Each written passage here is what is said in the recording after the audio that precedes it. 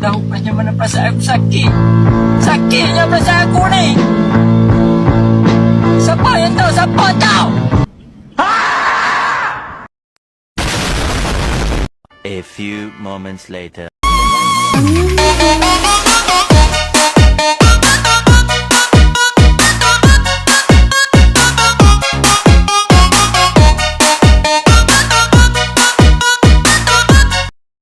Bismillahirrahmanirrahim. Assalamualaikum warahmatullahi wabarakatuh. Alhamdulillahilladzi hadana li hadza wa ma kunna linahtadiya laula an hadanallah. Asyhadu an la ilaha illallah wa asyhadu anna Muhammadar Rasulullah. La nabiyya ba'da. Pertama-tama marilah kita panjatkan puji syukur kehadiran Allah Subhanahu wa taala atas berkat dan rahmat-Nya lah kita masih diberi kesehatan, kenikmatan dan rezeki. Tidak lupa pula kita kirimkan salawat berikan salam kepada Nabi besar kita yakni Nabi Muhammad sallallahu alaihi wasallam dengan lafaz Allahumma shalli ala sayyidina Muhammad wa ala ali sayyidina Muhammad. Baik, saya tidak akan membacakan mukadimah. Teman-teman itu yang saya hormati Ibu Dona Kurnia, Eskom Mkom, dan yang saya sayangi teman-teman sekalian.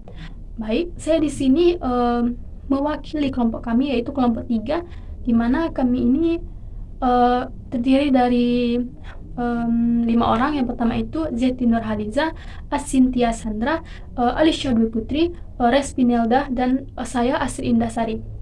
Nah, di sini kami membahas tentang perencanaan sistem akademik dengan menggunakan absen dan nilai.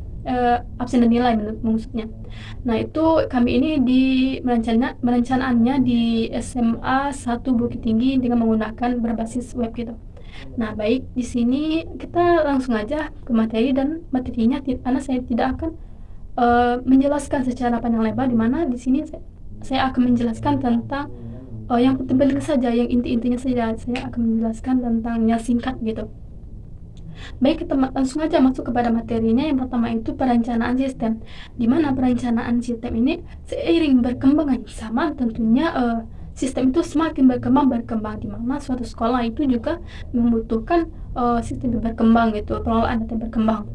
Di mana dalam pengelolaan ini pengelolaan data di akademik institusi pendidikan menjadi semakin penting, di mana SMA 1 Bukit Tinggi ini salah satu lembaga pendidikan yang komitmennya itu untuk meningkatkan kualitas pendidikan mereka, di mana mereka itu juga menghadapi tantangan dalam pengelolaan informasi akademik, seperti juga khususnya terkait tentang absen dan nilai, tentu di mana mereka itu tentang kesulitan mengelola absen dan nilai mereka.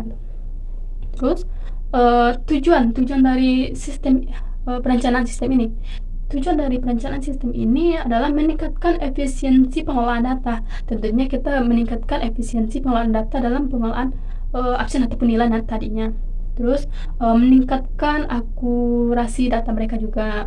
Nah, yang B itu ada juga analisis sistem. Nah, analisis sistem juga memiliki beberapa poin, yaitu pertama kebutuhan sistem. Kebutuhan sistem ini juga seperti kebutuhan fungsional, kebutuhan non fungsional. Terus poin yang keduanya itu ada analisis lingkungan. Analisis lingkungan ini juga mencakup penggunaan, terus teknologi ataupun proses bisnis mereka. Lalu poin yang kecil tadi, poin kecilnya itu perancangan sistem. Nah, perancangan sistem ini juga memiliki beberapa poin. Yang pertama poinnya itu perencanaan sistem secara umum ataupun logika. Nah, dalam perencanaan sistem secara umum atau logika ini juga memiliki beberapa poin. Yang pertama itu use case diagram. Nah, use case diagram seperti yang kita tahu, use case diagram itu memiliki beberapa poin di dalamnya, di mana tentunya ada misalnya kita dalam pendaftaran di sekolah tersebut tentunya adanya siswa, adanya TU atau tata usaha di sekolah tersebut, ada juga gurunya, ada kepala sekolahnya. Terus yang keduanya itu ada activity diagram, terus ada lagi sequence diagram, ada lagi class diagram, yang terakhir itu ada object diagram. Terus yang keduanya itu perencanaan sistem secara detail ataupun fisik. Nah, dimana ini juga memiliki poin. Yang pertama itu desain database. Nah, dalam pembuatan merancang sistem tentunya kita harus mendesain database-nya itu tentu membuat siapa aja yang berkaitan dengan itu, tentunya kita harus mendesainnya. Yang kedua itu ada desain input. Nah, desain input desain tentu untuk pemasukan gitu. Terus yang kedua itu desain output. Nah, desain dalam hasilnya itu bagaimana desainnya.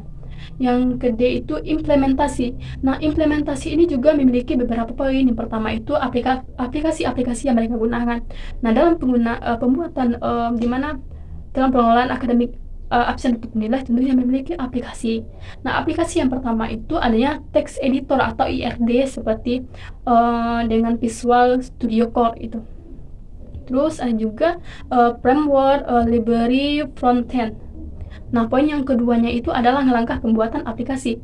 Nah, langkah-langkah dalam pembuatan aplikasi ini tidak begitu rumit, cukup mudah. Cuman kalau misalnya dalam pengelolaan ada yang kurang ataupun salah, bisa lihat referensi yang lain. Yang pertama itu perencanaan struktur database. Nah, kita harus merancang struktur database itu seperti yang tadi Nina bilang. Misalnya dalam pengelolaannya itu siapa aja berkaitan ataupun apa yang dibutuhkan itu kita harus mendesain database, bikin database 1, database 2 gitu. Lalu pembuatan desain. Nah, dalam pembuatan aplikasi ini kita harus membuat desainnya juga. Seperti warnanya kita mau seperti apa. Nah, di sana kita boleh cari warna biru, misalnya warna apapun itu, nah boleh kita desain gitu. Terus bikin buttonnya atau tombolnya itu bisa kita variasikan mau kayak mana tombolnya gitu. Nah, itu juga bisa kita tulisannya kita variasikan ataupun tambah-tambahan desain baru ataupun kalau di Google masukin itu kan kayak menambah desain dari aplikasi kita, menambah daya minat itu dari orang lain. Materi selanjutnya yaitu maintenance. Maintenance ini atau pemeliharaan. Pemeliharaan ini tentunya tentang pemeliharaan aplikasi tersebut.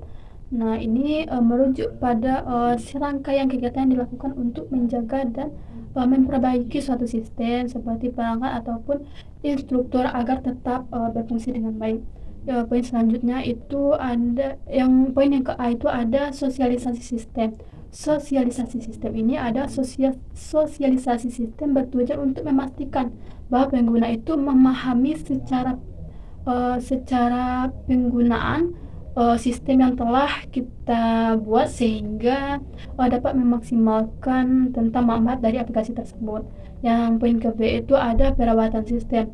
Nah, perawatan sistem ini juga dilakukan secara berkala untuk memastikan bahwa aplikasi itu berfungsi optimal dan aman. Dimana kita ini agar pengguna itu merasa nyaman, dimana kita itu harus menggunakan pemeriksaan aplikasi itu secara berkala, dimana nanti kalau kita tidak melakukan itu maka akan terjadi kesalahan ataupun penyimpanan data yang tidak maksimal. Maka kita harus memaksimalkan semua apa yang kita butuhkan pada aplikasi tersebut. Mungkin itu saja materi dari kelompok kami. Lebih dan kurang saya mohon maaf. Saya mohon maaf. Tutup dengan wabillahi taufiq wal hidayah. Wassalamualaikum warahmatullahi wabarakatuh.